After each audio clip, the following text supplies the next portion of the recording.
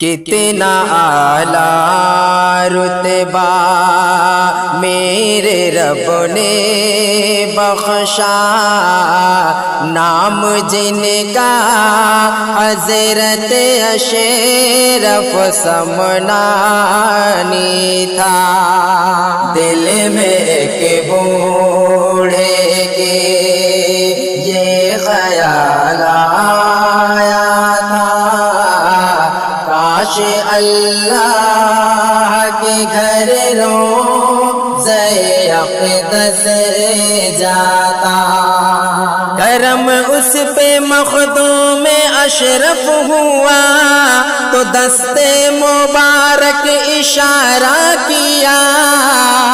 وہ فوراً در کعبہ حاضر ہوا، وہاں 3 دن تھا کیا حج ادا، سر اٹھا